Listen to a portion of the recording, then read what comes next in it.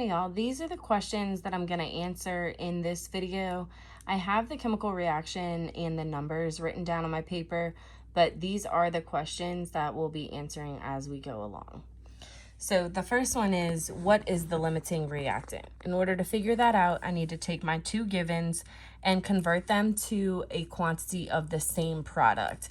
Now for this one, we have 3 different products, so you get to choose which product you want to convert to, and it totally does not matter which one that you choose to convert it to. You should get the same answer for your limiting reactant as long as you do the work properly. So I'm going to start with my first given, and that is 74.8 grams of MnO2.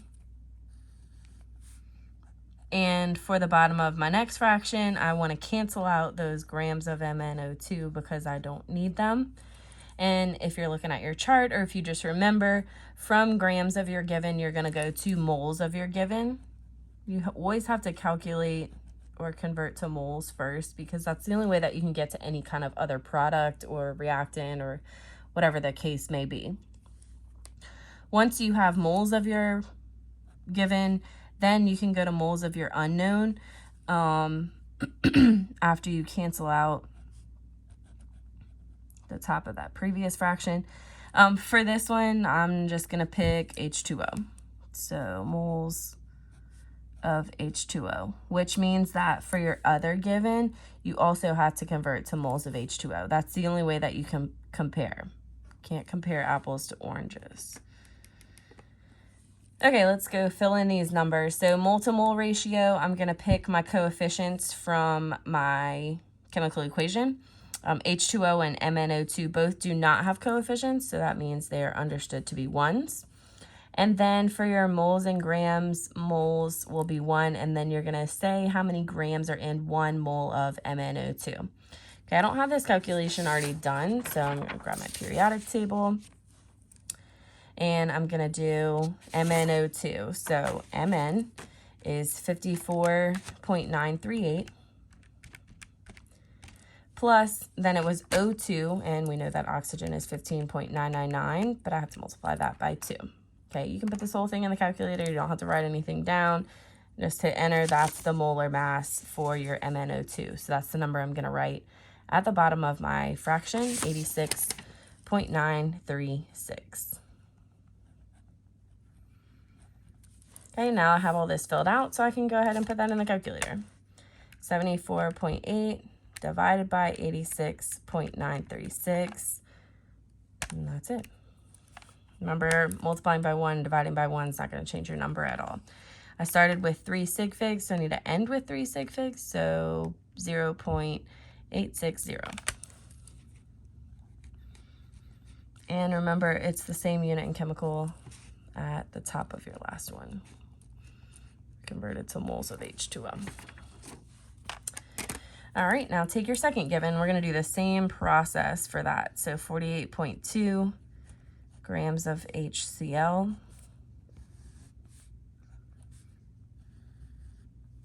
Cancel out grams of HCl to get to moles. Once you're in moles and you cancel that out, you can go to moles of your same product that you picked before. It has to be the same product, otherwise it might not work out for you. The mole ratio, now my coefficient for HCl was 4, so I'm going to put a 4 here. That one was still 1, just like before.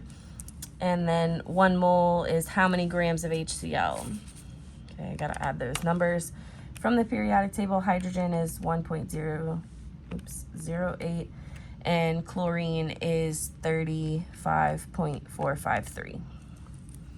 So 36.461, and then I can go ahead and put that in the calculator. 48.2 divided by 36.461, and then don't forget to divide by your 4.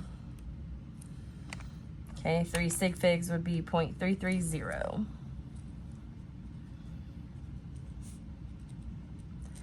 All right, now we can figure out which is my limiting reactant. That was the question for part A, which is the limiting reactant. Is it MnO2 or is it HCl? Okay, limiting means it is limiting the amount of product that you can make. So if I can make 0.860 with this one and only 0.330 with this one, then it means that this is your limiting reactant. It's limiting how much of my product I can make. So HCl is the limiting reactant.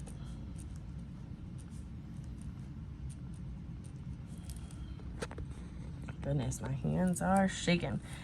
Okay, part B was asking, what is the excess reactant? Well, if you know which one is the limiting reactant, the opposite one is your excess. So if HCl is limiting, then MnO2 is the excess. It's the one that you have extra of. You're gonna have some left over after the reaction has finished. Okay, part C was how much of the limiting reactant was used. For this, it's always all of it.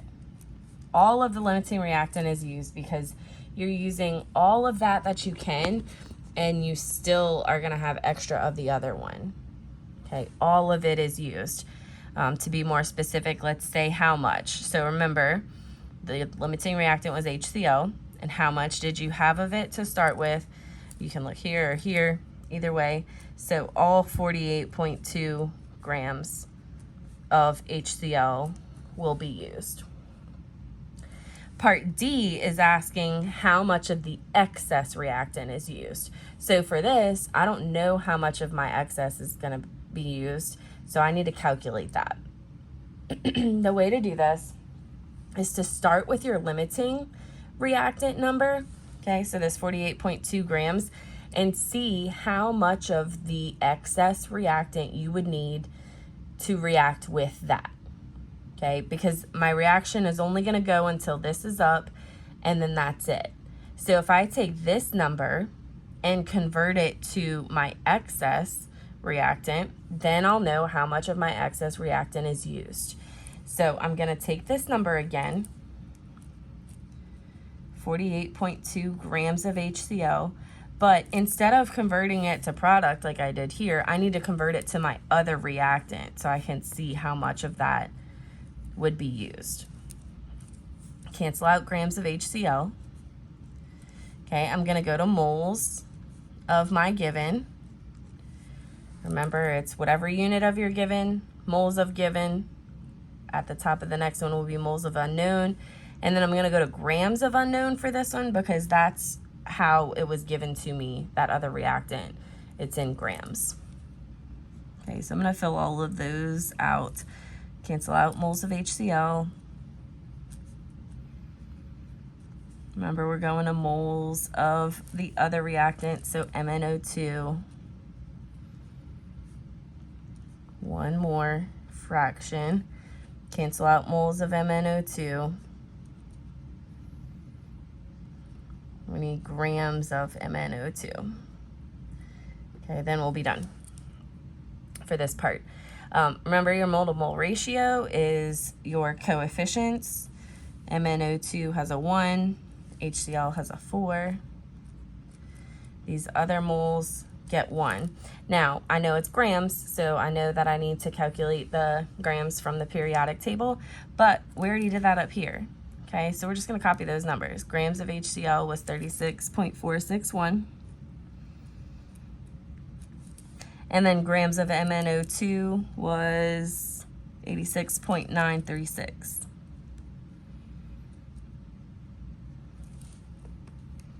Okay, now I can put that in the calculator, and this is going to be my answer for that one. So 48.2 divided by 36.461 divided by 4 divided by, not divided by, times 86.936. And I need 3 sig figs, I think. Yes, 3 sig figs. So 1, 2, 3, 28.7 grams of MnO2. So this is how much of my excess reactant I will have used.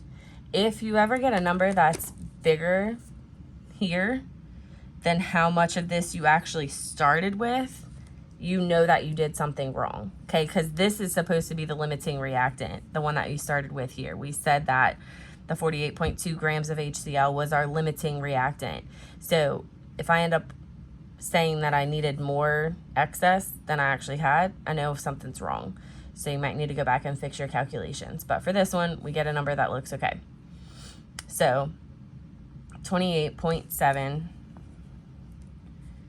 grams of MnO2 are used. Remember, the question was how much of the excess reactant is used, okay? Part E is asking how much of the excess is left over. This is just a simple subtraction problem. This is how much I started with of my excess. This is how much I will have used in my reaction. So I'm just gonna subtract those two numbers. So 74.8 grams, sorry, I'm moving my hand out the way, minus 28.7 grams. Okay, this is how much I started with, this is how much I'm using up, and then I'm gonna figure out how much I have left over. So 74.8 minus 28.7, 46.1. 46.1 grams MnO2 are left over.